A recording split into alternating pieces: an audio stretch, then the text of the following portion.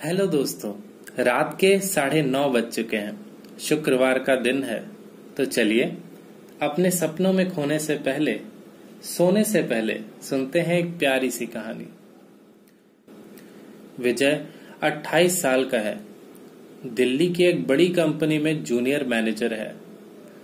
लोग उसकी काफी इज्जत करते हैं।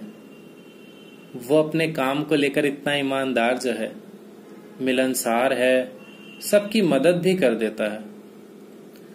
10 दिनों की छुट्टी लेकर आज वो अपने गांव जा रहा है। छोटी बहन की अगले हफ्ते शादी है, बहुत काम है। पिताजी अकेले क्या क्या करेंगे। घर जाते ही सबसे पहले मेहमानों के ठहरने का इंतजाम करना पड़ेगा। कितना काम है करने को, बस सब अच्छे से हो जाए। वो बैठा तो ट्रेन में है, पर उसके दिमाग में ये सारी बातें चल रही हैं।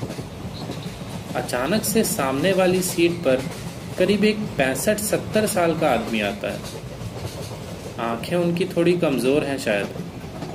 मोटा सा चश्मा लगाया है। विजय उनकी तरफ देखता है। अंकल, आप रहने दो, मैं आपका बैग रख देता हूँ। आप झुकोगे तो आपकी कमर में दर्द शुरू हो जाएगा। वो व्यक्ति ये सुनकर विजय की तरफ देखने लगा। कहाँ जा रहे हो बेटा, अकेले हो? जी हाँ, बहन की शादी है, पिताजी अकेले हैं तो घर जा रहा हूँ। वाह, ये अच्छा किया तुमने। यहाँ दिल्ली में कैसे? यहाँ मैं नौकरी करता हूँ।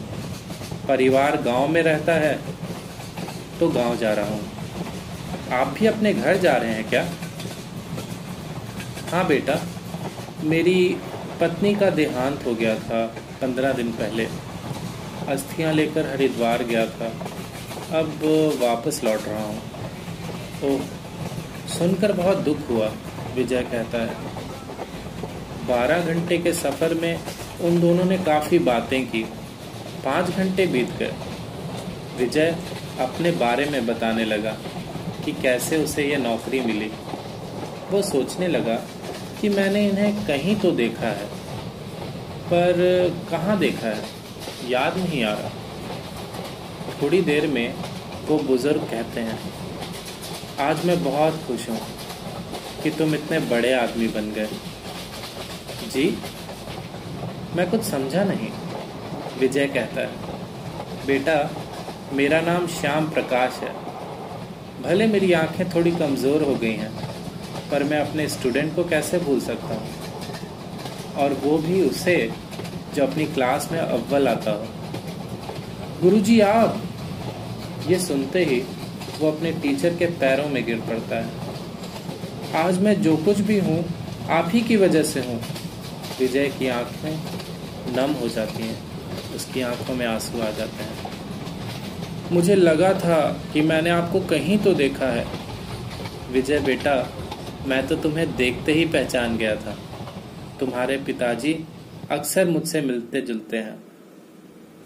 विजय सोचने लगा कि इतने साल हो गए, क्या अभी भी गुरुजी स्कूल में पढ़ाते होंगे? हमारे तो यहाँ 1-2 साल में प्रमोशन हो ही जाता है। आखिर उसने पूछ ही लिया, गुरुजी अभी आप कहाँ पढ़ाते हो? बेटा, मैं उसी पुराने स्कूल में हूँ जहाँ से तुम पढ़े हो, और तुम्हारे जैसे ना जाने कितने विद्यार्थी आज डॉक्टर, इंजीनियर, वकील बन गए। पर मैं आज भी एक टीचर ही हूँ। जब मैंने 22 साल की उम्र में पढ़ाना शुरू किया था ना, तभी ये ठान लिया था कि तुम जैसे हजारों बच्चों को उनके सपनों को पूरा करने लायक बनाना है।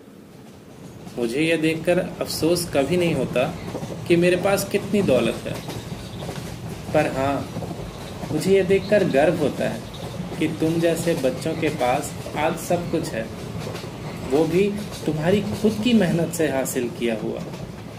बेटा, एक शिक्षक कमाता नहीं है, वो बस ज्ञान बांटता है।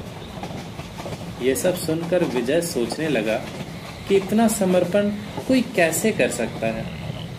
इन्होंने अपनी सारी जिंदगी दूसरों को पढ़ाने में बिता दी। हम तो अगर 1-2 साल तक एक ही चीज पढ़ें तो परेशान हो जाते हैं, पर इन्होंने तो हजारों बच्चों को इतने सालों तक एक ही चीज पढ़ाई है और आज सभी कितने आगे निकल गए हैं। दोस्तों, एक टीचर अपने पास ज्ञान के सिवा और कुछ नहीं रखता। ये एक ऐसा प्रोफेशन है जिसमें हमें लगता है कि हम पैसे देकर ज्ञान हासिल करते हैं, पर असल में हम जो कुछ भी इनसे सीखते हैं उसकी कोई कीमत नहीं हो सकती। वो ज्ञान अनमोल होता है। तो चलिए, आज सोने से पहले हम सभी उन टीचर्स को याद करते हैं जिनकी वजह से आज हम यहां तक पहुंचे हैं। मैंने इस कहानी का अंत नहीं लिखा है, क्योंकि ये एक नेवर एंडिंग स्टोरी है। दुनिया के उन सभी टीचर्स के नाम। मिलते हैं अगले शुक्रवार को ठीक 9:30 बजे एक और नई कहानी के साथ। तब तक के लिए गुड नाइट, शुभ रात्रि।